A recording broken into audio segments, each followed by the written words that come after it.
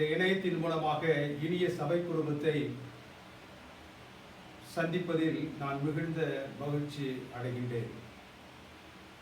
இந்த நாளில் தேவனுடைய பரிசுத்த பாதத்தில் நாம் அமர்ந்து தியானிக்க இருக்கின்ற சத்தியத்தை தேவன் ஆசீர்வதித்து நம்முடைய இருதய பலகைகளில் எழுதியருளும்படியாக நம்மை நாம் அவருடைய பாதத்தில் ஒப்புவித்தவர்களாக அமர்ந்திருப்போம். தேவனுடைய பரிசுத்த நாம மாத்திரம் மகிமைப்படுவதாக. இந்த நாளிலும் இந்த நாளின் தியானத்திற்குள்ளாக நாம் கடந்து செல்வதற்கு முன் என்னுடைய மகள் ரபோனி கிரேஸ் அவர்கள் ஒரு விசேஷித்த பாடலை நமக்கு வழங்குவார்கள்.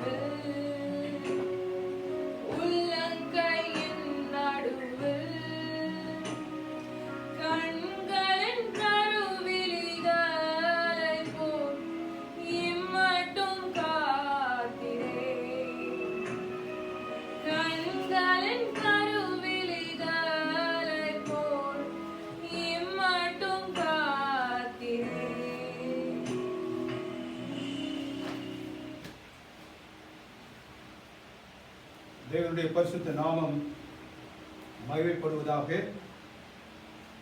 இந்த நாளில் அவருடைய பாதத்தில் அமர்ந்து தேவனுடைய தூய சத்தியத்தை தியானிக்கும்படியாக தேவன் நமக்கு கொடுத்த இம்மாபெரும் சாக்கியத்திற்காக நான் மறுபடியுமாக தேவனை ஸ்தோத்திரித்துக் கொள்கின்றேன். பரலோகத்தின் கதவுகளை திறக்கக்கூடிய ஒரு திறவுகோலை தேவன் நம்முடைய கரங்களில் கொடுத்திருக்கிறார். ஜெபம். ஜெபத்தின் மூலமாக மனிதன் பரலோகத்தின்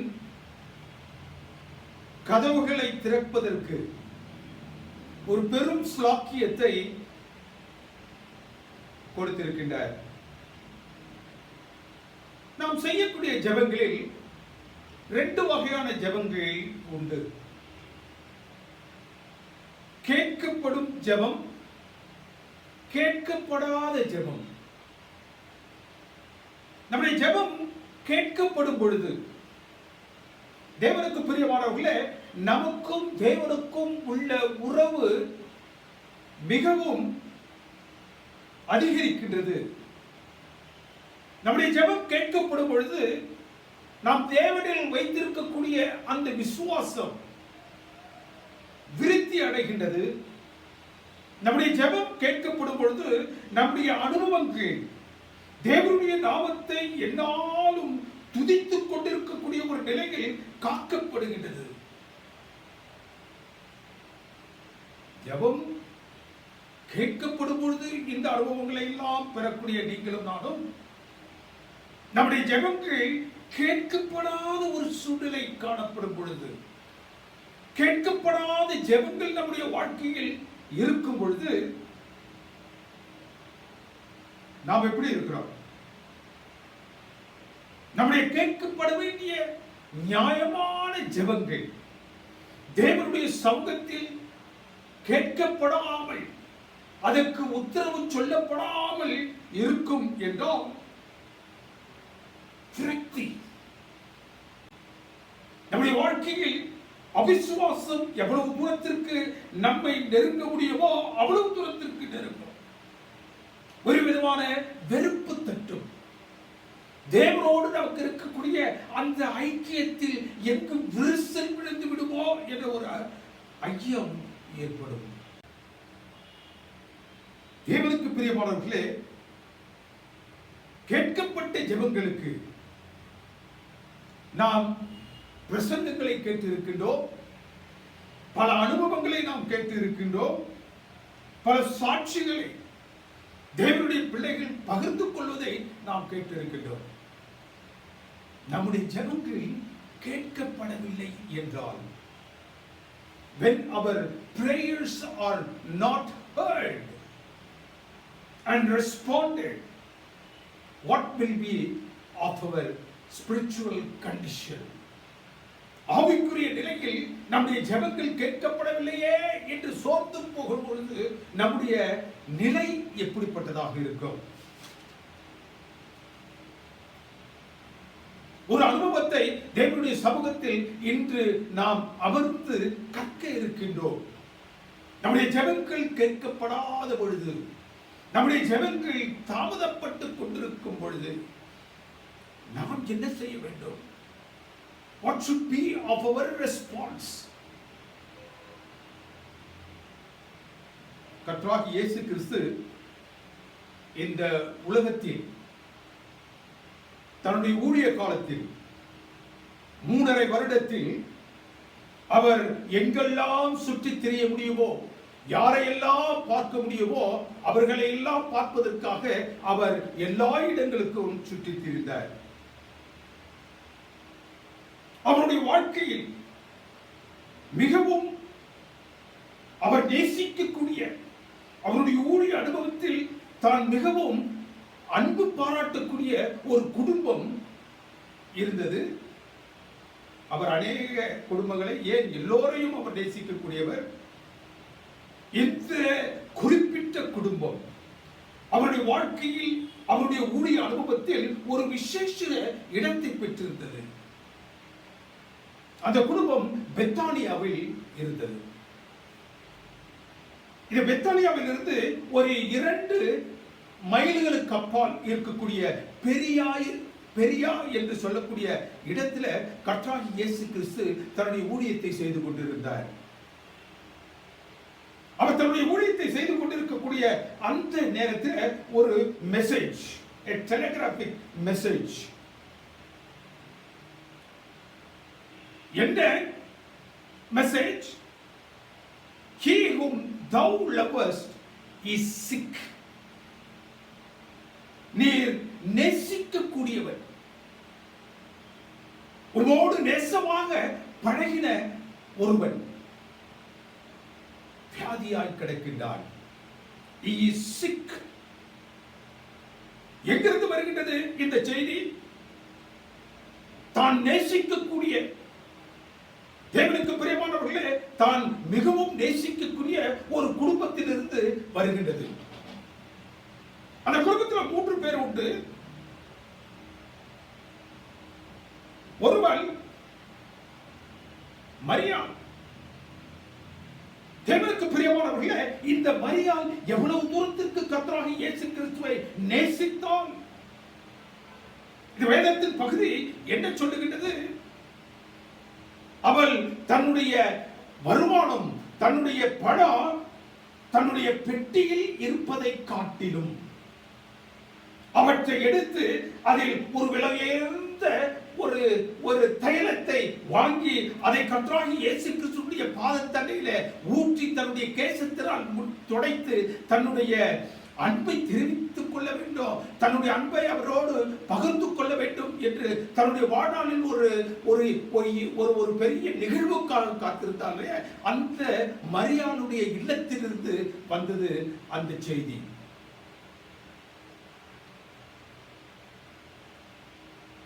அவரை சுற்றி இருக்கக்கூடிய பரிசேயர், சதுசேயர், வேதபாரகர்கள், ஏன் சீடர்களும் கூட அவருடைய செயல் குறித்து மிகவும் மிகவும் பொறாமைப்படக்கூடிய நிலையில் தன்னுடைய அன்பின் வெளிப்பாட்டை அவள் கர்த்தராகிய இயேசு கிறிஸ்துவோடு பகிர்ந்து கொண்டாலே அந்த மரியாளுடைய இல்லத்திலிருந்து வருகிறது அந்த செய்தி. He whom thou lovest is sick. நீர் நேசிக்கக்கூடியவன் வியாதியாக இருக்கிறார். கர்த்தராகிய இயேசு கிறிஸ்து அந்த பெத்தானியாவுக்கு வந்து விட்டார் என்றால் அவர் அந்த இல்லத்திற்கு வந்த மாத்திரத்தில் தானே அவருடைய நாவுக்கு எதுவெல்லாம் ருசி, அவருடைய வாய்க்கு எதுவெல்லாம் இதமாக இருக்கும் என்பதை ஒவ்வொரு நாளும் அதை யோசித்து அந்த பதார்த்தங்களை வாங்கி வந்து தேவனுடைய சமூகத்தில் அதை நன்றாக அவருக்காக சமைத்து அவருடைய பாதத்தில் அமர்ந்து அவர் புசிக்க இவள் அமர்ந்ததை பெரும் வாக்கியமாக பார்த்துக் கொண்டிருப்பாளே அந்த மரியாளுடைய அந்த மார்த்தாளுடைய இல்லத்தில் இருந்து வந்தது அந்த செய்தி. கர்த்தராகிய இயேசு கிறிஸ்து பெத்தானியாவுக்கு வந்துவிட்டார் என்றால் அவருடைய ஊழிய சம்பந்தமான அனைத்து திட்டங்களையும் தன்னுடைய காதில் தன்னுடைய செவியில் வாங்கிக் கொண்டு அதற்கான செயல் வழியும் கொடுக்கக்கூடிய அந்த லாசருவின் வீட்டிலிருந்து வந்தது அந்த செய்தி. கிறிஸ்துவனுடைய ஆரம்ப கால அந்த ஊழியத்தில் கர்த்தராகிய இயேசு கிறிஸ்து குடும்பம், 2 சகோதரிகள், ஒரு சகோதரனை உள்ளடக்கிய ஒரு குடும்பம். கர்த்தராகிய இயேசு கிறிஸ்து ஊழியத்தின் நிமித்தமாக அவர் இந்த பெத்தானியாவை கடந்து போகும் பொழுதெல்லாம் அவருடைய இல்லத்தில் தங்கி அமர்ந்து புசித்து தன்னுடைய நேரத்தை அவர்களோடு செலவழித்து செல்லக்கூடிய ஒரு இடம். கிறிஸ்துவின் அன்பை முழுமையாக பெற்ற ஒரு குடும்பம். செய்தி என்ன? நீர் நேசிக்கக்கூடிய என் சகோதரன் வியாதியாக இருக்கின்றான். நீங்கள் என்னோடு திறந்து வைத்துக் கொண்டு ஒரு சில வசனங்களை நாம் அந்த அனுபவத்தில் பார்த்து கடந்து வரும்படியாக இந்த நாளில் காத்திருப்போம். 6வது வசனம் என்ன சொல்லுகின்றது? அந்த செய்தி வந்த மாத்திரத்தில் தானே. கர்த்தராகிய இயேசு கிறிஸ்து எங்கு ஊழியம் செய்து கொண்டிருந்தாரோ அந்த இடத்தில் மேலும் 2 நாள் தங்கினார்.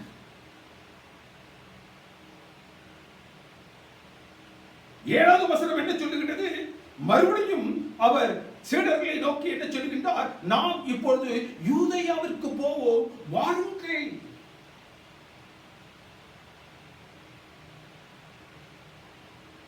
ரெண்டு நாட்கள் அவர் இருந்த இடத்தில் தங்கினார். அதற்கு பிறகு 4 நாட்கள் யூதேயாவிற்கு போய் அங்கு தங்கினார்.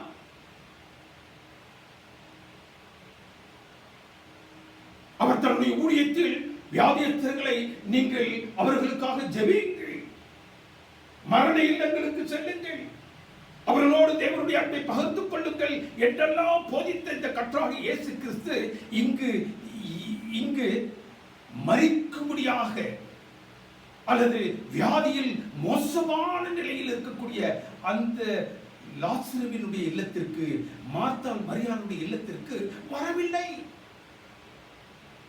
நன்றாக இந்த அனுபவத்தை தியானித்து பார்ப்பீர்கள் என்றால், முதலாவது 2 நாள் தான் இருந்த இடத்தில் தங்கினார். பிறகு 4 நாட்கள் அவர் யூதேயாவிற்கு போய் தங்கினார். யூதேயாவில் அவர் என்ன அழைத்து அவருக்கு சிறப்பு செய்யவா அவர்கள் காத்துக் கொண்டிருந்தார்கள். வேதத்தின் பகுதி சொல்லுகின்றது, யூதேயாவில் அவரை கல்லெறியும்படியாக காத்துக் கொண்டிருந்தார்கள். எங்கு தன்னுடைய சமூகம் தேவைப்பட்டதோ, எங்கு தன்னுடைய பிரசவம் தேவைப்பட்டதோ அங்கு அவர் செல்லாமல், எங்கு அவரை கல்லறிய காத்துக் கொண்டிருந்தார்களோ அந்த இடத்திற்கு சென்று 4 நாட்கள் அவர் அங்கு தங்கினார்.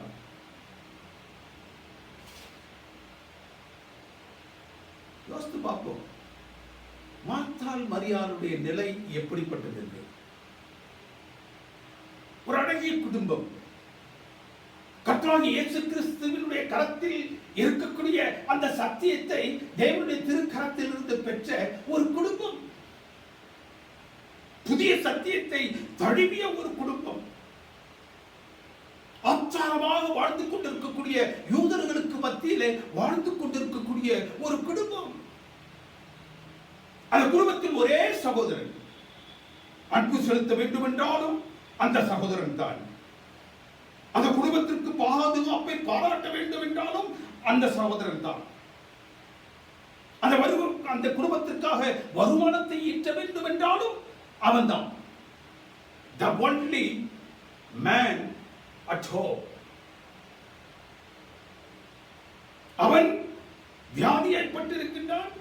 ஒருவேளை அந்த வியாதி அவனுக்கு வேறொரு சூழலை கொண்டு வந்து விடுமோ என்றால் அந்த குடும்பத்தை தாங்கி நிறுத்துவதற்கு அங்கு ஒருவரும் இல்லை.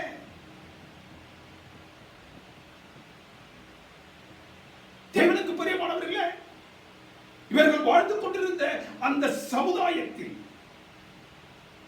பரிசேயர், சதுசேயர், வேதபாரகர்கள் எல்லாரும் ஆச்சாரமாக யூத பாரம்பரியத்தில் வாழ்ந்து கொண்டிருக்கக்கூடிய அந்த சூழலில்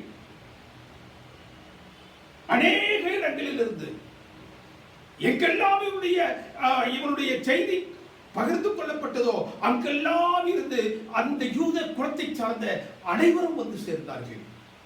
வெகு தூரத்தில் இருந்தெல்லாம் வந்தார்கள். பெரியாவிற்கும் பெத்தானியாவிற்கும் 2 மைல்கள் தான் தூரம். அங்கும் இங்குமாக வந்த அந்த யூதர்கள் லாசருவானவன் காக்கப்பட வேண்டும் என்பதற்காக அநேக பல யுக்திகளை கையாண்டார்கள், அநேக பல ஆலோசனைகளை அவர்கள் சொன்னார்கள். எப்படி அவர்களும் அவனை காப்பாற்ற வேண்டும் என்று. இந்த வேதத்தின் பகுதி என்ன சொல்லுகிறது? அந்த 2 சகோதரர்களும் என்னுடைய சகோதரன் ஜீவிக்க வேண்டும் என்றால், என்னுடைய சகோதரன் உயிரோடு எழுப்ப வேண்டும் என்றால், என்னுடைய சகோதரன் இந்த வியாதி படுக்கையிலிருந்து எழுப்ப வேண்டும் என்றால் அது கர்த்தராகிய இயேசு கிறிஸ்துவினுடைய கரத்தினால் மாத்திரமே நிகழ வேண்டும். அவர்கள் பாடினார்கள், எல்லாம் இயேசுவே, எனக்கு எல்லாம் இயேசுவே. அந்த பாடலுக்கான அர்த்தத்தை வாழ்க்கையாக வாழ்ந்தார்கள். If anything that happens in my house, that should happen because of Jesus Christ. கிறிஸ்துவினால் அது நிகழ வேண்டும், அவரால் எல்லாம் நடக்க வேண்டும். அது நன்மையாக இருந்தாலும் சரி, தீமையாக இருந்தாலும் சரி, கர்த்தராகிய இயேசு கிறிஸ்துவின் மூலமாக நடக்க வேண்டும் என்று அவர்கள் தங்களை அவருடைய பாதத்தில் வைத்து காத்திருந்தார்கள். வாழ்வோ தாழ்வோ கிறிஸ்து வர வேண்டும் என்று காத்திருந்தார்கள். 14வது வசனம் என்ன சொல்லுகின்றது? லாசரு மரித்து 4 நாட்கள் கழித்து கிறிஸ்து சீடர்களிடத்தில் சொல்லுகின்றார். என்ன சொல்றாரு? வாருங்கள், பெத்தானியாவிற்கு இப்பொழுது செல்வோம். லாசரு மரித்து 4 நாள் ஆகியது.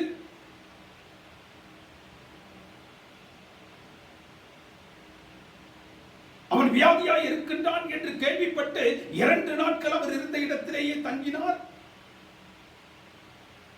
அவர் மரித்து போனார் என்று செய்தி கேட்டு மீதி 4 நாட்கள் அவர் யூதேயாவில் தங்கினார். இப்பொழுது எல்லாம் முடிந்தது. 4 நாட்கள் ஆகி அந்த சரீரம் நாறி போன நிலையில் பெத்தானியாவிற்கு போகலாம் வாருங்கள் என்று அவர் தன்னுடைய சீடர்களை அழைத்தார். எல்லாவற்றையும் துவக்கத்திலிருந்து அந்த முடிவு வரைக்கும் கவனித்துக் கொண்டே இருக்கிற ஒரு சீடன். ஒருவேளை மற்ற 11 சீடர்களும் அதை குறித்து பேசாமல் இருந்தாலும் இந்த சீடனுக்கு பேசாமல் இருப்பதற்கு அவனால் முடியவில்லை. திதுமு என்று சொல்லக்கூடிய தோமா என்ன சொல்லுகின்றான்? பேச ஆரம்பிக்கின்றான். ரவி, போதகரே, போக வேண்டிய நேரத்தில் நீ போகவில்லையே, உனக்காக அவர்கள் காத்துக் கொண்டிருந்தார்களே, அவர்கள் காத்துக் கொண்டிருந்த நேரத்தில் அங்கு சென்று நீர் அவர்களுக்கு செய்ய வேண்டிய ஒத்தாசையை செய்யவில்லையே, நீர் எங்கு இருக்க வேண்டுமோ அங்கு இல்லாமல் எங்கெல்லாம் இருக்க கூடாதோ அங்கெல்லாம் இருந்து நேரத்தை கடத்தி இப்பொழுது அந்த லாசரு மரித்து 4 நாட்கள் ஆன பிறகு இப்பொழுது போவோம் வாருங்கள் என்று அழைக்கின்றீரே என்று சொல்லிட்டு அவன் தன்னுடைய சக சீடர்களுக்கு சொன்னான், let us go die with him. நாம் அவரோடு சென்று மரிக்கும்படியாக அந்த பெத்தானியாவிற்கு செல்லுவோம். அவனுக்கு நிச்சயமா தெரியும், இந்த நேரத்தில் ஒருவேளை அந்த இல்லத்தின் பிள்ளைகள் இல்லை என்றாலும் கூட அந்த இல்லத்தை சுற்றியுள்ள பாரம்பரியமான அந்த யூதர்கள் கல்லால் அடித்து கிறிஸ்துவை கொல்லுவார்கள் என்று அவனுக்கு நன்றாக தெரியும். நாம் மரிக்கும்படியாக இவரோடு செல்வோம். யூதேயாவில் கிடைக்கிறது அந்த கல்லடி கண்டிப்பாக அந்த பெத்தானியாவில் நமக்கு கிடைக்கும். செல்ல வேண்டிய நேரத்தில் செல்லாமல் இப்பொழுது நாம் மரிக்கும்படியாக. 30வது வசனம் 11வது அதிகாரம் யோவானின் புத்தகத்தில் என்ன சொல்லுகின்றது என்றால், பெத்தானியாவை நோக்கி அவர்கள் வேகமாக நடந்து வந்தார்கள். கிறிஸ்துவும் அவரோடு கூட அவருடைய சீடர்களும் வேகமாக நடந்து வராங்க. பெத்தானியாவை அடைய வேண்டும் என்பதற்காக வேகமாக நடந்து வராங்க. அந்த பெத்தானியாவுடைய எல்லையை தொட்ட மாத்திரத்தில் இந்த வேதத்தின் பகுதி என்ன சொல்லுகிறது? கர்த்தராகிய இயேசு கிறிஸ்துவினால் அதை கடந்து செல்ல முடியவில்லை. அவருடைய கால்கள் எல்லையிலேயே நின்றது. பயம். வர வேண்டிய நேரத்தில் வரவில்லையே, எதை செய்யணும் அப்படின்னு அந்த குடும்பம் எதிர்பார்த்திருக்கவோ அதை செய்யவில்லையே என்ற அச்சம் கர்த்தராகிய இயேசு கிறிஸ்துவின் உள்ளத்தை ஆட்டி படைத்துக் கொண்டிருந்தது. இவர் வந்துட்டாரு, இவர் வந்து அந்த எல்லையிலேயே நிற்கின்றார் என்ற அந்த செய்தியை கேட்ட மாத்திரத்தில் தானே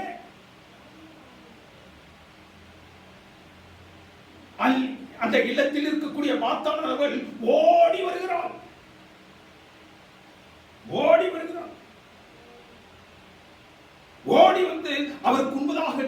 இப்பொழுது பேச ஆரம்பிக்கின்றாள்.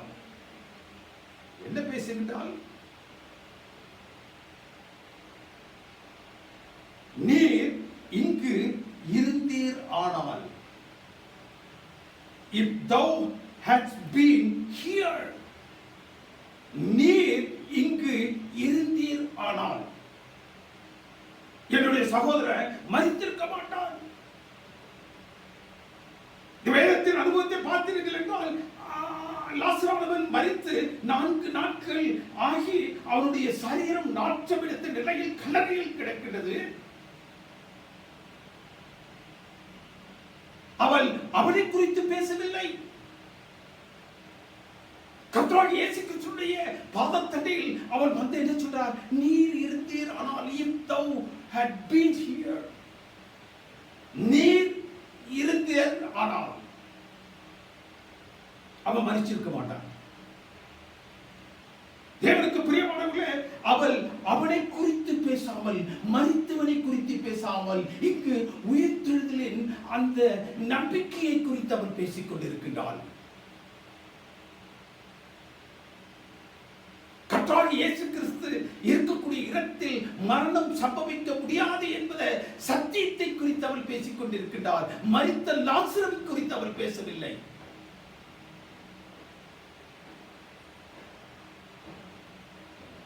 சம்பவம் நடந்துவிட்டது, ஆனால் சத்தியத்தை அவள் உயர்த்தி பிடித்துக் கொண்டிருக்கிறாள். சம்பவத்தை குறித்து அவள் பேசவில்லை.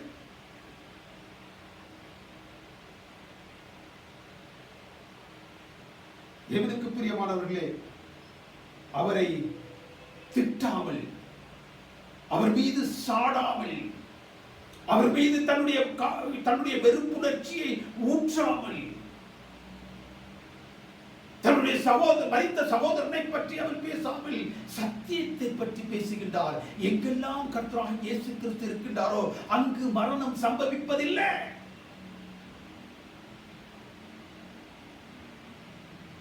இங்கே மார்த்தாள் கர்த்தராகிய இயேசு கிறிஸ்துவோடு பேசிக் கொண்டிருக்கின்றார். அவரிடத்தில் தன்னுடைய சத்தியத்தின் வெளிப்பாட்டை அவருடைய பாதத்தில் ஊற்றிய பிறகு அவள் என்ன செய்றா? ஓடுறார்.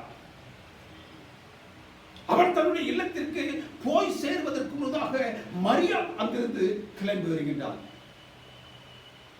இந்த அதிகாரத்தின் அனுபவத்தை நான் படிக்கும் பொழுது நான் நினைச்சேன், இந்த மார்த்தாள் அவரை திட்டுவாள் என்று.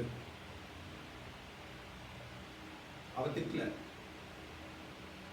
அட்லீஸ்ட் அடுத்து வரக்கூடிய இந்த மரியாளாவது அவரை திட்டுவார். ஏற்ற நேரத்தில் வரவில்லையே, என்னுடைய சகோதரனை நான் இரக்கம் கொடுத்து விட்டானே என்று புலம்பி,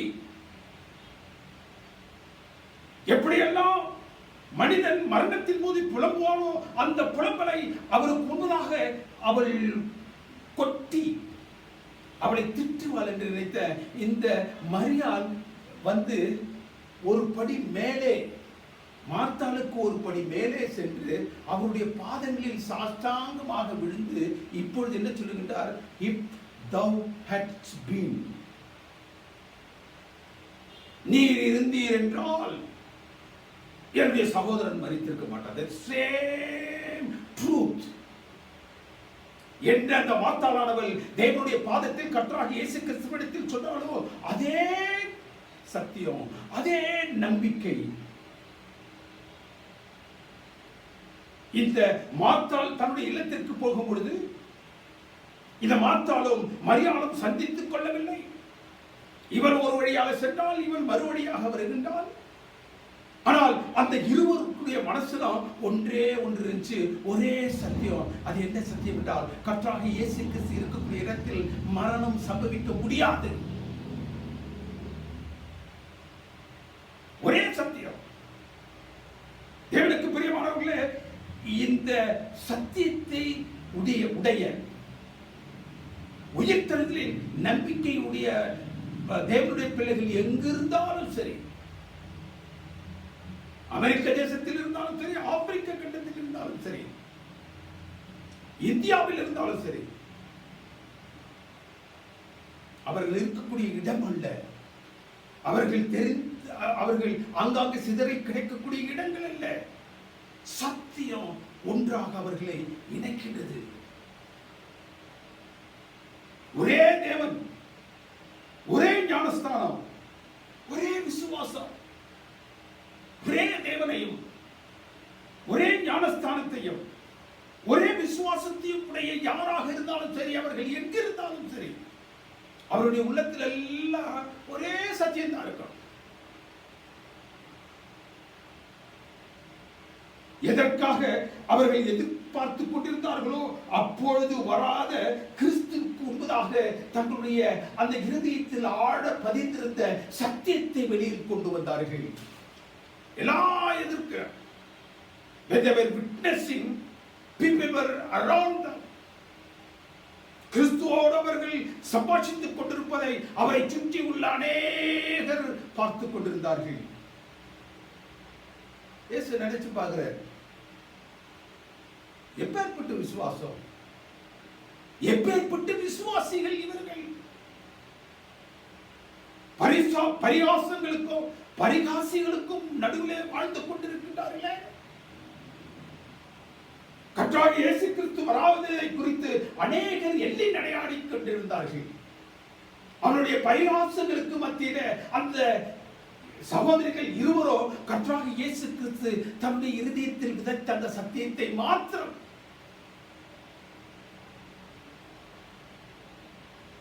எவருக்கு பிரியமானவர்களே, அவரது நியாயமான ஜெபத்துக்கு பதில் இல்லாவிடனும் அவர்கள் தளர்ச்சி அடையவில்லை. Though their prayers were not heard, அவர்கள் தளர்ச்சி அடையவில்லை. விசுவாசத்தினால் கிடைக்கக்கூடிய நன்மை அவர்களுக்கு கிடைக்காத போதிலும் அந்த நன்மையை சார்ந்து அவர்கள் வாழவில்லை. அந்த விசுவாசத்தை அடிப்படையாக வைத்து அவர்கள் வாழ்ந்து கொண்டிருந்தார்கள். கிறிஸ்து கண்ணீர் சிந்தினார். கர்த்தராகிய இயேசு கிறிஸ்து இந்த இரு சகோதரர்களையும் பார்த்து அவருடைய விசுவாசத்தை பார்த்து அவருடைய விசுவாசம் எவ்வளவு தூரத்திற்கு மற்றவர்களுக்கு சாட்சி பகர்வதாக இருந்துச்சு அப்படின்னு பார்த்த மாத்திரத்தில் கர்த்தராகிய இயேசு கிறிஸ்துடைய கண்கள் கலங்கிற்று.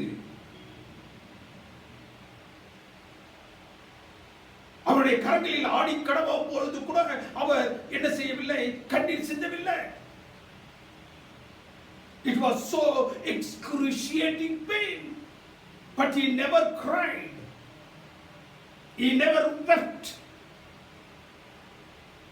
40 நாட்கள் சோதனைக்காரனால் அந்த மலைக்கு எடுத்து செல்லப்பட்டு 40 நாட்கள் அவர் சோதிக்கப்படக்கூடிய அந்த நேரத்தில் அவருடைய கண்களில் இருந்து கண்ணீர் வரவில்லை. சிலுவை மரணத்தின் போது அவமானத்தினால் அவர் நொந்து போயிருக்கும் பொழுது கூட அவருடைய கண்களில் இருந்து கண்ணீர் வரவில்லை. அவர் ரத்தம் சிந்தும் பொழுது பெற்ற பூரணமான அந்த நிம்மதியை இப்பொழுது இந்த இரண்டு சகோதரிகளை பார்த்து அவர் பெற்றார். தனக்கு கிடைக்கப்பட்ட விசுவாச குடும்பத்திற்காக அவர் பெருமிதம் கொண்டார். தேவனுக்கு பிரியமானவர்களே, ஏன் அவர் தாமதமாக வர வேண்டும்? இவ்வளவு தூரத்திற்கு அவருடைய உள்ளத்தின் ஆழத்திலிருந்து தன்னுடைய அன்பை அவளுக்கு பாராட்ட முடியுமோ? தன்னுடைய கண்ணீரின் மூலமாக தன்னுடைய சோகத்தின் வெளிப்பாட்டை அவர்களோடு பகிர்ந்து கொள்ள முடியுமோ?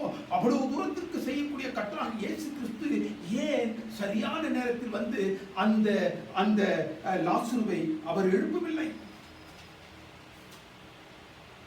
தேவனுக்கு பிரியமானவர்களே, ஒரு சரித்திர உண்மை இந்த நேரத்தில் நீங்களும் நானும் பார்க்க கடமைப்பட்டவர்களாக இருக்கின்றோம். பெத்தானியாவை சார்ந்த பகுதியில் ஒரு பழக்கம், ஒரு மூட நம்பிக்கை ஒன்று இருந்துச்சு.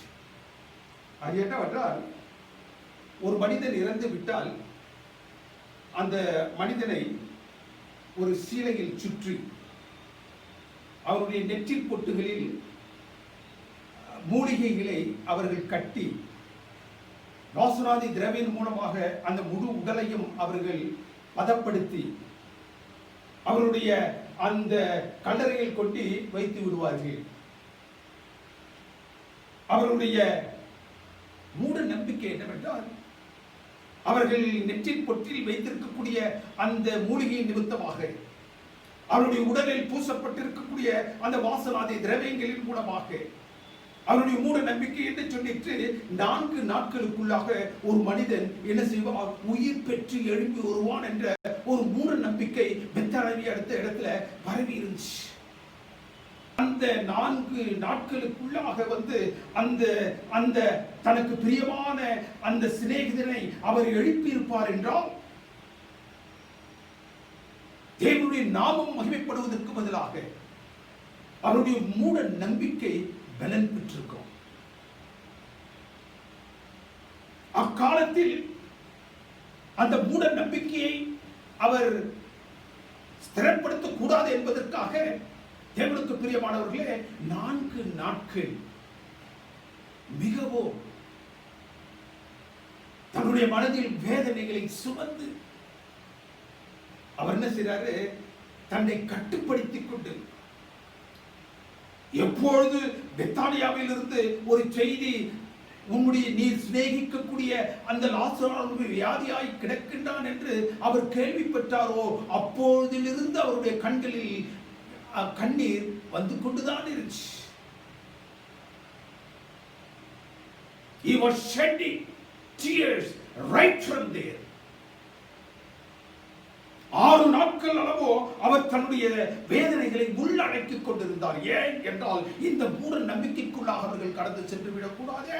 இந்த மூட நம்பிக்கை அவருடைய இருதயத்தில் ஆழமாக பதிந்து விடக்கூடாது என்பதற்காக அக்காலத்தில் அந்த மூட நம்பிக்கைக்காக தேவன் இந்த தாமதத்தை செய்தார். இக்காலத்தில் ஒரு மூட நம்பிக்கை இருக்கு. அந்த மூட நம்பிக்கையை இதிலிருந்து ஒரு கிறிஸ்தவனை, தேவனுக்கு பிரியமானவனை வெளியில் கொண்டு வர வேண்டும் என்பதற்காக அதே அனுபவத்தை நமக்கும் வச்சிருக்கிறார். என்ன அனுபவம்? மரியாதை சொல்றார், எங்கே அவனுடைய உடலை வைத்திருக்கின்றீர்கள்? அவன் என்ன சொல்றா, Lord, he would stink. நாருவே. எல்லாரையும் அழைச்சிக்கிட்டு அவர் போறார் வைக்கப்பட்ட கல்லறைக்கு. மரித்து அடக்கம் செய்யப்பட்ட அந்த கல்லறைக்கு செல்கின்றார். சென்று அவர் என்ன செய்யறாரு, அந்த கல்லறைக்கு முன்பதாக நின்று கொண்டு, லாசரஸ் கம் ஃபோர்த், லாசருவே நீ எழுப்பி வா, லாசருவே நீ எழுப்பி வா என்று சொன்ன மாத்திரத்தில் தானே அவன் புதைக்கப்பட்ட இடத்திலிருந்து, அடக்கம் செய்யப்பட்ட இடத்திலிருந்து அவன் வெளியே வந்தான். இக்காலத்தில் கிறிஸ்துவ மார்க்கத்தில் இருக்கக்கூடிய அநேகருடைய நம்பிக்கை, ஒரு மனுஷன் இறந்த உடனே பரலோகத்துக்கு போயிடலாம்.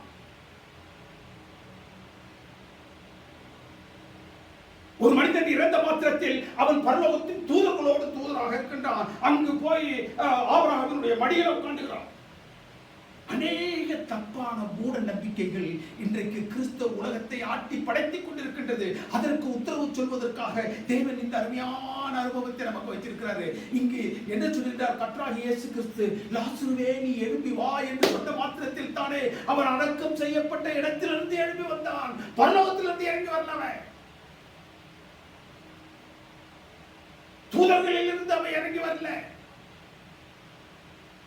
தேவனுக்கு பிரியமானவர்கள் அநேகர் மரணம் சம்பவிக்கும் பொழுதெல்லாம் தப்பான தாற்பயங்களின் மூலமாக நம்முடைய மனதை நாம் ஆற்றி தேற்றிக் கொண்டிருக்கின்றோம். நாம் சரியான சத்தியத்தின் மூலமாக நம்முடைய மனதை நிறைத்து வைத்திருந்தோம் என்றால், தப்பான தாற்பயங்களின் மூலமாக கிடைக்கக்கூடிய அந்த மன நிறைவை காட்டிலும் இது அதிக மன நிறைவை தரக்கூடியதாக இருக்கின்றது. சத்தியம். ஒரு மனிதன் மரித்தவுடனே அவன் பூமியின் தூளிலே கிடக்கின்றான். வானமும் பூமியும் ஒளியும் மட்டும். யோபின் புத்தகம் 14வது அதிகாரம் 12வது வசனம் சொல்லுகிறது, வானமும் பூமியும் அழிகிற வரைக்கும் அவன் பூமியின் தூளில தான் இருக்கிறான்.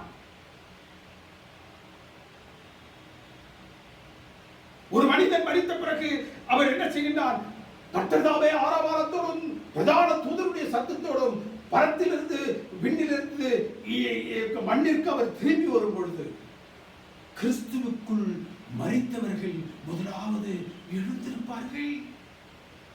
All those who are dead in Christ would rise from their graves. They will not come from heaven. ஏன் இந்த சத்தியத்தின் பகுதியை தேவன் நமக்கு ரொம்ப சரியான நிலையில் இதை பதித்து வைத்திருக்கின்றார் என்றால், இந்த தவறான சத்தியங்களை உடைய கிறிஸ்துவ மார்க்கத்தில் இருக்கக்கூடிய அநேகருக்கு உத்தரவு சொல்வதற்காக.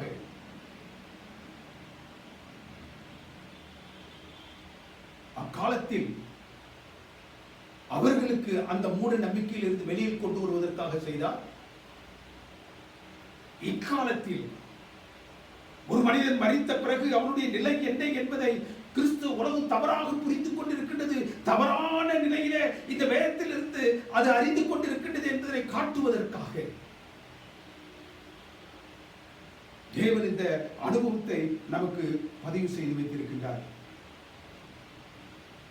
தேவனுக்கு பிரியமானவர்களே, தேவனுடைய நாமம் மகிழ்ப்பட வேண்டும் என்பதற்காக 4 நாட்களாக அவர் அடக்கி வைத்திருந்த தன்னுடைய சோகத்தை மேலும் அடக்க முடியாமல், he was groaning, he was troubled because of the incidents. அவரை சுற்றிலும் சம்பவித்துக் கொண்டிருக்கக்கூடிய காரியங்களை அவர் பார்த்த மாத்திரத்தில் தானே அவர் ஆவியில் கலங்கினார். He was groaning, he was troubled.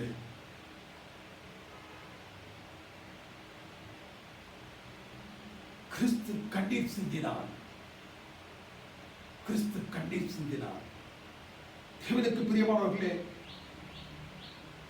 கிறிஸ்துவினுடைய வாழ்க்கையிலேயே இந்த மரியாள் மார்த்தாளுடைய வாழ்க்கையில் அவருடைய ஜெபங்கள் கேட்கப்படவில்லை என்ற அனுபவத்தை நம்ம பார்த்தோம். இன்னும் கொஞ்சம் if you go little more further, you will see Christ himself is experiencing the same problem. அவருடைய ஜெபங்கள் மாத்திரம் கேட்கப்படவில்லை. கர்த்தராகிய இயேசு கிறிஸ்துவினுடைய ஜெபமே கேட்கப்படவில்லை. கேட்கப்படாத கிறிஸ்துவினுடைய ஜெபம், கிறிஸ்து என் நாமத்தினால் நீங்கள் எதையெல்லாம் கேட்டுக்கொள்கின்றீர்களோ, எதையெல்லாம் கேட்டாலும் தேவன் அதை உங்களுக்கு அருள் பாவிப்பார் என்று உரைத்தவர். பரலோகத்தில் இருக்கும் எங்கள் பிதாவே என்று ஜெபிப்பதற்கு நமக்கு கற்றுக் கொடுத்தவர்.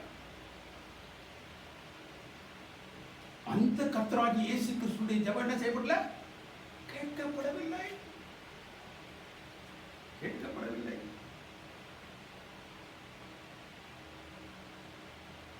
சிலுவை மரணத்திற்கு முன் அதனுடைய கொடூரம் அவருடைய கண் முன்பதாக அவருடைய நினைவலக அலைகளாக வந்து சென்று கொண்டிருந்துச்சு. Before he could be hanging. அந்த சிலுவை மரணம் கொடூரமான அந்த காட்சிகள் அவருடைய கண்ணுக்கு முன்னதாக வந்து சென்று கொண்டிருந்தது. அவருடைய ரத்தம் வேர்வையாக வெளிவந்து கொண்டிருந்துச்சு. வேதனையை தாழாமல் அவர் கெத்செமனேக்கு ஓடுகின்றார். கெத்செமனேக்கு செல்லும் பொழுது அவருடைய தூதர்களை கீழே அமரச் செய்து நீங்கள் எனக்காக ஜெபித்துக் கொண்டிருங்கள் என்று அவங்க மேல போய் ஜெபிக்கிறார். அவர்கள் உறங்கிக் கொண்டிருப்பதை பார்த்து அவர் கீழே வந்து எனக்காக நீங்கள் ஒரு சில நிமிடங்கள், இரவு முழுவதும் அவர் ஜெபிக்கிறார். இப்பாத்திரம் என்னை விட்டு நீங்க கூடுவானால் நீக்கு போடும் சுவாமி. தேவனே, கர்த்தராகிய இயேசு கிறிஸ்து உலகத்தில் இருந்த நாட்களில் அவர் ஜெபிக்கும் பொழுதெல்லாம் அந்த ஜெபத்தை தேவன் கேட்டார். குருடனுக்காக ஜெபித்தார். அவருடைய கரங்களை அவருடைய கண்களில் வைத்த மாத்திரத்தில் தானே அவர் ஜெபித்த ஜெபத்திற்கு உத்தரவு பிறந்தது. குஷ்டரோகிக்காக ஜெபித்தார். அவனுடைய உடல் குழந்தையின் உடலை போல மாறி போனது.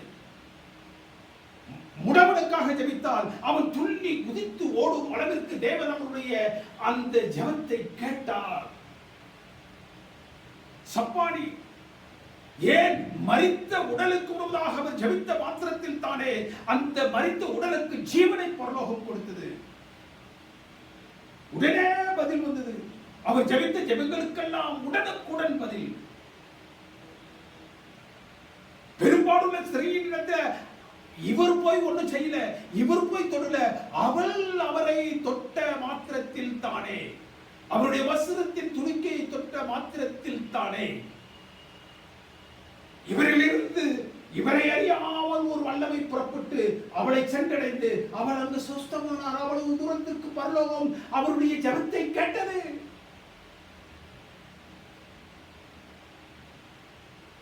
ஆனால் தனக்காக கண்ணீரோட ஜெபிக்கக்கூடிய அந்த ஜெபத்திற்கு பதில் இல்லை.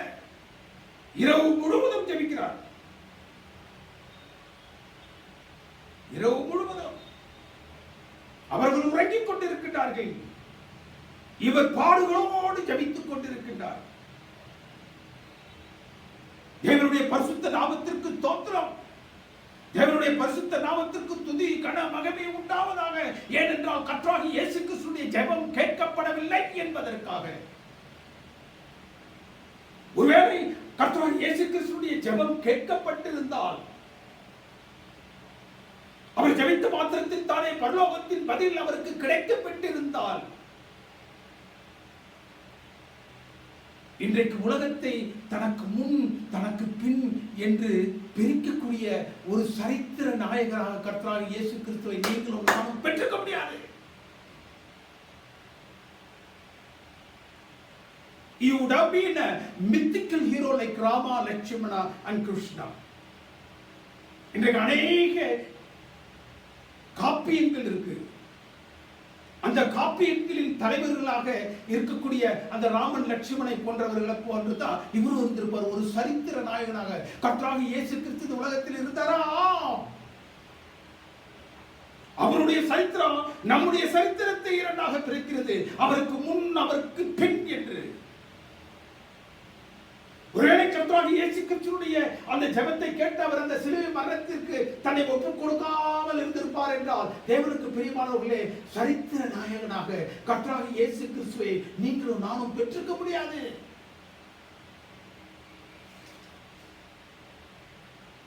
அவர் அந்த ஈன குருசில் அறையப்படாமல் இருந்திருந்தால்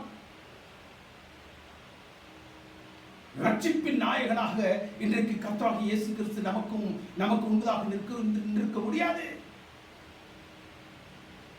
இன்னைக்கு உங்களுக்கும் எனக்கும் ரட்சிப்பு சாத்தியம் எப்படி? அவருடைய அந்த ஜெபத்தை பரலோகம் கேட்காமல் போனதினால்தான். கர்த்தராகிய இயேசு கிறிஸ்துவினுடைய அந்த ஜெபத்தை கேட்டு அந்த சிலுவை மரணத்தை அன்றைக்கு தேவன் தடை செய்திருந்தார் என்றால், தேவனுக்கு பிரியமானவர்களே, அந்த ரெண்டு கல்லர்களுக்கு மத்தியிலே அவர் அறையப்படாமல் இருந்திருந்தால், இன்றைக்கு பரலோகத்திற்கும் பூலோகத்திற்கும் இடையிலே மத்தியஸ்தனாக கர்த்தராகிய இயேசு கிறிஸ்து உங்களுக்காகவும் எனக்காகவும் பரிந்து பேசிக் கொண்டிருக்க முடியாது. கிறிஸ்து சிலுவையில் அறையப்படாமல் இருந்திருந்தால், இன்றைக்கு நீங்களும் நானும் உலகமெங்கிலும் அமர்ந்து அவருடைய வருகைக்காக காத்திருக்கக்கூடிய அட்வென்ட் கிறிஸ்தவர்களாக அழைக்கப்பட்டிருக்க முடியாது.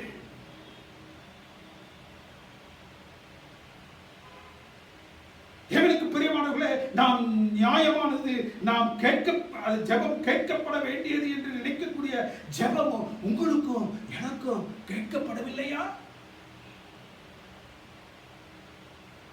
இந்த வேதத்தின் அனுபவங்கள் உங்களுக்கும் எனக்கும் என்ன சொல்லுகிறது? நாம் தொடர்ந்து ஜெபிக்க வேண்டும். மார்த்தாள் மரியாதை போன்று, மார்த்தாள் மரியாதம் அவர் அவனை அந்த வியாதியிலிருந்து குணப்படுத்த வேண்டும் என்று நினைத்தார்கள். ஜெபம் கேட்கப்படவில்லை. அவனுடைய அந்த சாவு படுக்கையிலிருந்து அவனை எழுப்ப வேண்டும் நினைத்தார்கள். அவர் ஜெபம் கேட்கப்படவில்லை. ஆனால் தேவனுடைய சித்தத்திற்கு ஒப்புக் கொடுத்து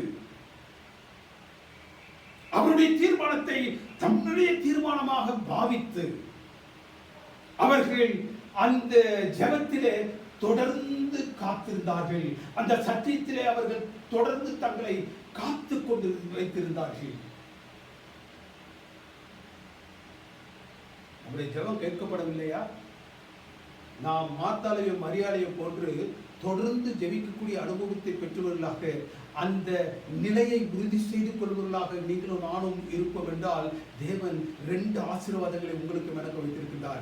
என்ன ஆசீர்வாதங்களை இந்த மார்த்தாள் மரியாதைக்கு அவர் கொடுத்தாரோ அதே விதமான ஆசீர்வாதங்களை இந்த நாட்களிலும் தேவன் நமக்கு வைத்திருக்கின்றார். நம்முடைய ஜெபங்கள் கேட்கப்படவில்லை என்று நாம் கவலை கூறுவோம் என்றால்,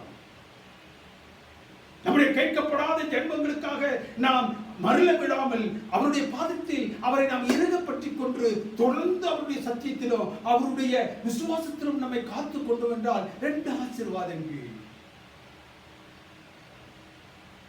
இந்த மார்த்தாளும் மரியாளும் லாசருவை வியாதி படுக்கையிலிருந்து எழுப்ப வேண்டும் என்று ஜெபித்தார்கள். என்ன செஞ்சாங்க? மார்த்தாளும் மரியாளும் தன்னுடைய சகோதரனாகிய லாசருவை வியாதி படுக்கையிலிருந்து எழுப்ப வேண்டும் என்று அவர்கள் ஜெபித்தார்கள்.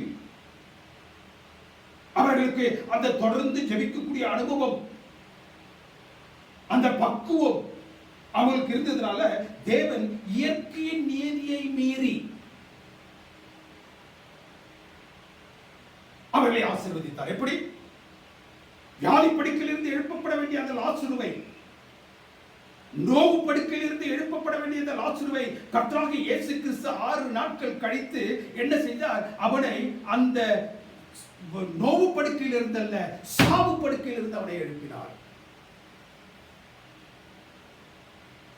தேவன் இயற்கையின் நியதியை மீறி அவரை ஆசீர்வதித்தார்.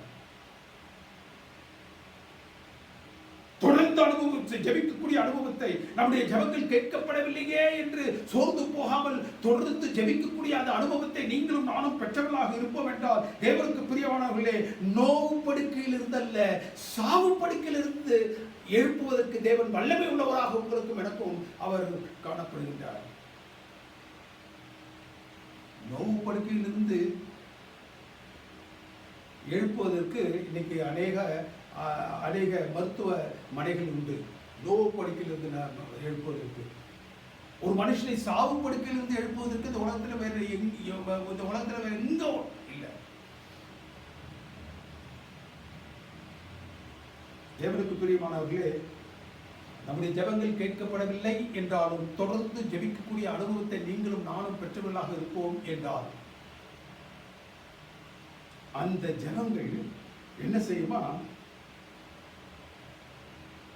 கிறிஸ்துவையே கண்கலங்க செய்யும். தொடர்ந்து ஜெபிக்கக்கூடிய பக்குவத்தை நீங்களும் நானும் நம்முடைய ஜெபங்கள் கேட்கப்பட முடியாத சூழ்நிலையில் இருக்கும் என்றால், அத்தகைய ஜெபங்கள் கிறிஸ்துவை கண்கலங்க செய்யும், கிறிஸ்துவை ஆவியில் கலங்க செய்யும். தேவனுக்கு பிரியமானவர்களே, நாம் ஒரு ஜெபத்தை செய்கின்றோம். அந்த ஜெபம் கேட்கப்பட வேண்டும், கேட்பதற்கு கண்டிப்பாக அது கேட்கப்பட வேண்டும் என்ற நிலையில் நியாயமான ஒரு ஜெபமாக இருக்கும். அந்த நியாயமான ஒரு ஜெபம் கேட்கப்படுவது ஏன்? இங்கு நான் ஒரு ஜெபத்தை தேவனுடைய சமூகத்தில் செய்து கொண்டிருக்கின்றேன். தேவனே, எனக்கு இந்த சூழலை நீர் மாற்றித்தாரோ, தேவனே இந்த சூழலிலிருந்து நீர் எனக்கு விடுதலை தாரோ, இந்த சூழலில் இடைவிட்டு அகன்று செல்ல வேண்டும் என்று நான் ஜெபித்துக் கொண்டிருக்கின்றேன். யாருடைய நாமத்தினால் அந்த ஜெபத்தை ஏறெடுக்கின்றனோ அந்த கர்த்தராகிய இயேசு கிறிஸ்து எனக்கும் பரலோகத்திற்கும் அல்லது தேவனுக்கும் நடுவே அங்க என்ன செய்றாரு? என்னுடைய ஜெபத்தை கேட்டுட்டு இருக்கார். என்னுடைய ஜெபத்தை கேட்ட மாத்திரத்தில் அவர் என்ன செய்கிறார்? என்னுடைய சூழலை பார்க்கிறார். அந்த சூழலில் என்ன சொல்லுகின்றது? இந்த நெருக்கடியான நிலையில இவனுடைய ஜெபம் கேட்கப்பட வேண்டும். லாஜிக்கலா என்னுடைய ஜெபம் கேட்கப்பட வேண்டும் அப்படின்னு கர்த்தராகிய இயேசு கிறிஸ்து சூழலை அறிந்து கொண்டு அதை தன்னுடைய மனசுல அப்படி வச்சுக்கிட்டு அவர் வச்சு பரலோகத்தை அண்ணாந்து பார்க்கின்றார். பரலோகத்தில் இருக்கக்கூடிய பரமபிதா என்ன செய்கின்றார்? நான் என்ன தேவை என்று கேட்கின்றனோ அது அவருடைய சமூகத்தில் ஏற்புடையதாக இல்லாமல் இருக்கிறது. நான் ஜெபிக்கக்கூடிய அந்த ஜெபத்திற்கு பரலோகம் உத்தரவு சொல்ல முடியாமல் இருக்கிறது. ஏனென்றால் அது அந்த ஜெபத்திற்கு உத்தரவு சொன்னால் ஒருவேளை நான் இந்த நாட்களில் எவ்வளவு தூரத்திற்கு பாதிக்கப்படுவேன் என்பதை பரலோகம் அறிந்து வைத்திருக்கின்றது. ஒரு சில காரியங்கள் நமக்கு நன்மையாகப்படுவது பரத்திற்கு தீமையாகப்படும். ஆக அந்த தீமையை தேவன் பார்த்து எனக்கு சொல்ல வேண்டிய உத்தரவை அவர் என்ன செய்றார்? கொஞ்சம் பிடிச்சு வைக்கிறார். கர்த்தராகிய இயேசு கிறிஸ்து என்ன செய்கின்றார்? என்னுடைய சூழ்நிலை பார்க்கின்றார். அந்த சூழலில் நான் என்னுடைய ஜெபத்திற்கு உத்தரவு பெற வேண்டும் என்பதை அவர் உறுதி செய்கின்றார். இப்பொழுது பரலோகத்தை பார்க்கின்றார். அது எதிர்விதமாக இருக்கும் பொழுது தேவனுக்கும் எனக்கும் நடுவுல அவர் என்ன செய்யறாரு? மனம் கசிறுகிறார். என்னுடைய மகனுடைய ஜெபத்தை என்னால் கேட்க முடியவில்லையே, பரலோகம் அதற்கு உத்தரவு சொல்லவில்லையே, பரலோகம் அதற்கு உத்தரவு சொல்லாமைக்கு அநேக காரணங்கள் உண்டு. தேவனுக்கும் எனக்கும் என் சூழ்நிலையை அறிஞ்சு தேவனுடைய சூழ்நிலையை அறிஞ்சு கர்த்தராகிய இயேசு கிறிஸ்து என்ன செய்கிறாரு? கண்ணீர் விடுகின்றார். He is groaning. He is very much troubled.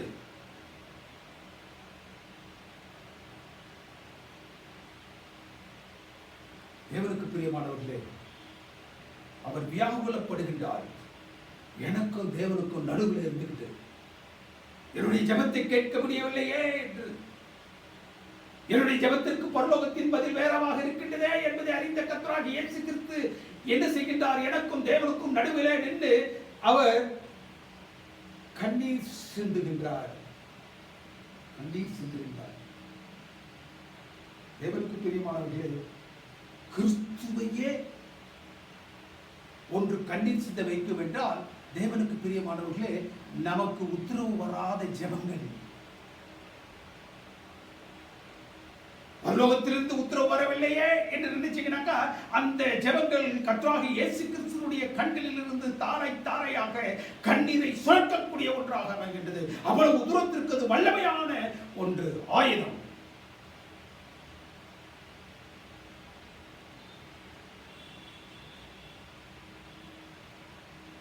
தேவனுக்கு பிரியமானவர்களே, தேவ சித்தத்திற்கு கர்த்தராகிய இயேசு கிறிஸ்து ஒப்பு கொடுத்து ஜெபிக்கும் பொழுது, கிறிஸ்து எந்த மரணத்தை கண்டு அஞ்சினாரோ அந்த மரணத்தை அவர் வெற்றி சிறந்தார்.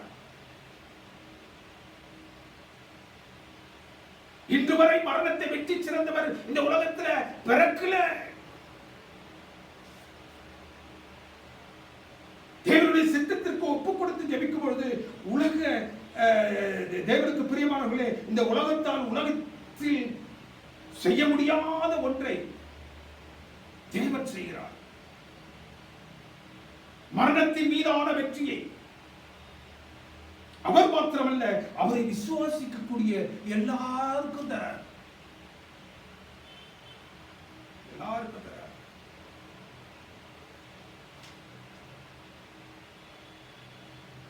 நம் சித்தத்தை தெய்வ சித்தமாக அல்ல, தெய்வ சித்தத்தை நம் சித்தமாக கொள்ள வேண்டும்.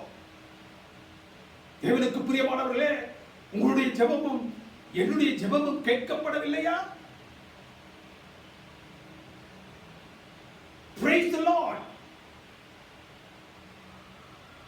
கிறிஸ்து அதற்காக கண்ணீர் விடுகிறார். கெத்செமனே ஜெபத்திற்கு பரலோகம் நடவடிக்கைகளின் புத்தகம் கண்டிப்பா ஒரு உத்தரவு சொல்லும். எனக்கு ஒரு ஆசை, பரலோகத்தில் போனா கர்த்தராகிய இயேசு கிறிஸ்து அந்த கெத்செமனேயிலே இரவு முழுவதும் அவர் மண்டியிட்டு அவர் கண்ணீர் தன்னுடைய வேர்வை ரத்தமாக செல்லும் அளவிற்கு அவர் கண்ணீர் சிந்தி ஜெபித்தாரே. அந்த ஜெபத்திற்கான உத்தரவு என்ன சாமி? கிறிஸ்துவினுடைய ஜெபத்தையே நீர் கேட்கவில்லையா? நிச்சயமாக என்னுடைய நம்பிக்கை என்னவென்றால் அந்த பரலோக புஸ்தகத்தில், அந்த பரலோக ஏடுகளில் கண்டிப்பாக இந்த எழுத்து எழுதியிருக்கும். Not Jesus wept, God himself. கிறிஸ்துவினுடைய ஜெபத்தை கேட்க முடியவில்லையே என்று அந்த தேவாதி தேவன் கர்த்தாதி கர்த்தர் பிதாவானவர் கண்ணீர் சிந்தி இருப்பார். ஜெபம் அவ்வளவு வல்லமையானது.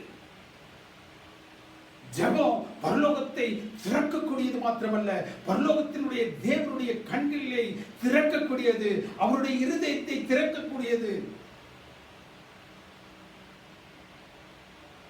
நம்முடைய நியாயமான ஜெபங்கள் கேட்கப்படாத பொழுது அது தேவனையே கண்ணீர் செய்ய வைக்கக்கூடிய வல்லமை படைத்த பட்டயமாக அது அமைந்து செல்லுகின்றது.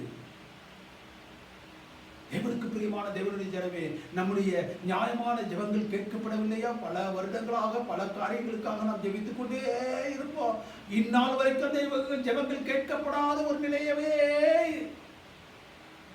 நம்முடைய அனுபவங்களாக அது கொடுத்துக் கொண்டிருக்கிறோம்.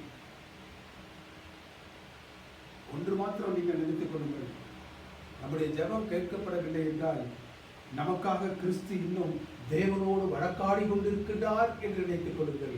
என்னுடைய பிள்ளைக்கு நான் இது நியாயமான நிலையில் பார்த்து இது கொடுக்கப்பட வேண்டிய ஒன்று என்று நான் நினைக்கின்றேன் என்று தேவனிடத்தில் கர்த்தராகிய இயேசு கிறிஸ்து என்ன செய்கின்றார்? அவர் வழக்காடி கொண்டிருக்கின்றார் என்பதை மாத்திரம் நீங்களுடைய மனசில் நினைத்துக் கொள்ளுங்கள். உங்களுடைய ஜெபம் கேட்கப்படாமல் அல்ல. நம்முடைய ஜெபம் கேட்கப்படவில்லையா? பல நாட்களாக ஜெபித்து தேவனுடைய சித்தம் அதுதானா என்பதை நீங்கள் நிதானித்து பாருங்கள்.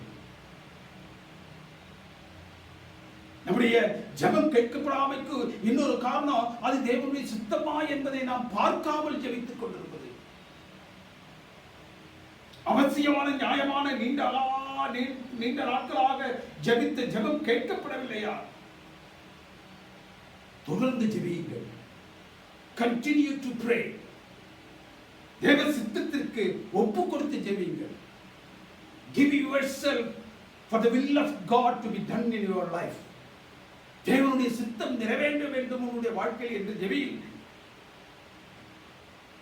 அப்பேற்பட்ட ஜெபங்களை தேவன் புறம்பே தருவதில்லை. இந்த வேதத்தின் அனுபவம் என்று சொல்லுகிறது, இயற்கை நியதிகளையும் மீறி.